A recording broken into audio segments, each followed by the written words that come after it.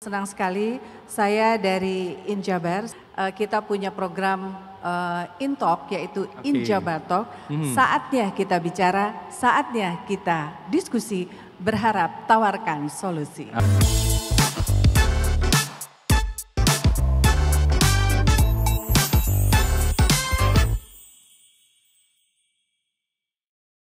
Jadi memang berbicara tentang pemikiran, tentang konsep-konsep Bung Karno ini luar biasa, selalu penting dan selalu menarik.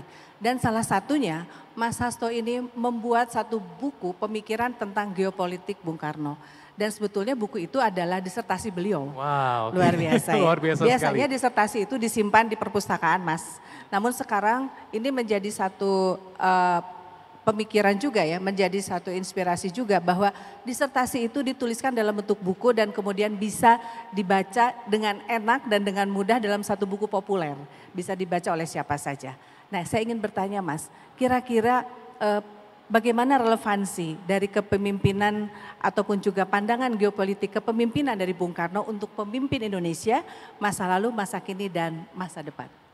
Ya, dalam kajian kami menunjukkan bagaimana pemikiran geopolitik Soekarno itu sangat relevan karena ilmu geopolitik Soekarno ini pada dasarnya adalah ilmu kepemimpinan Indonesia bagi dunia. Jadi bagaimana kita melakukan force projection, sepak bolanya juara, badmintonnya juara dunia, penguasaan ilmu pengetahuan dengan melalui olimpiade fisika, kimia, matematika kita bisa juara, kebudayaan kita diakui dunia. Jadi pendeknya bagaimana kepemimpinan itu dibangun dengan menggunakan 7 variabel geopolitik Bung Karno sebagai instrument of national power. Itu mencakup teritorial. Misalnya Pak Jokowi sekarang memindahkan ibu kota ke Kalimantan Timur.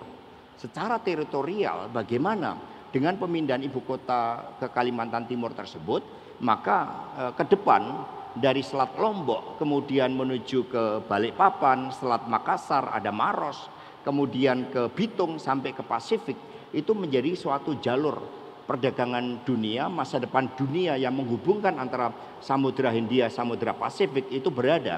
Sehingga Bung Karno membangun suatu koridor-koridor strategis. Di setiap koridor strategis itu berdiri suatu perguruan tinggi untuk mengembangkan kepemimpinan intelektual sebagai city of intellect. Misalnya ITB, di sini dibangun sebagai pusat di dalam hilirisasi, di dalam penguasaan teknologi proses, penguasaan teknologi angkasa ruang, teknologi nuklir itu dari ITB. Kalau IPB sebagai pusat penguasaan teknologi untuk membangun kedaulatan Indonesia di bidang pangan. Bagaimana kita nggak perlu pangan, nggak perlu impor kedelai, karena ada Prof. Ali yang menemukan benih yang sangat bagus di sana. Kita tidak perlu impor gula, kita tidak perlu impor beras, itu dibangun dengan City of Intellect dari IPB.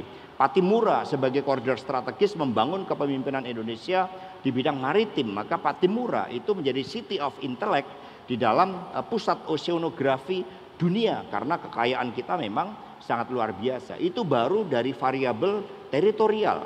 Ada variabel sumber daya alam.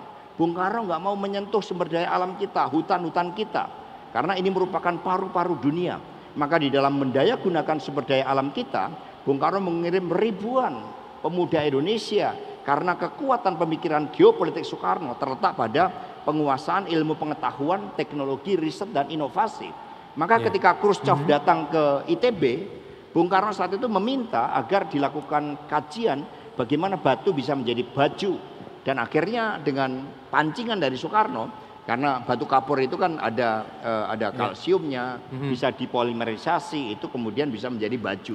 Itu tahun itu, dan begitu banyak spirit dari pemikiran geopolitik Soekarno yang masih sangat relevan. Pendeknya, kita harus menjadi bangsa yang berdaulat, berdikari dan berkepribadian dalam kebudayaan, dan dengannya kita bisa memimpin pergerakan umat manusia Indonesia agar menyatu dengan kehendak umat manusia dunia yang tidak ada perang, yang semuanya mengedepankan kemanusiaan. Terima kasih. Menarik sekali nih. Luar biasa.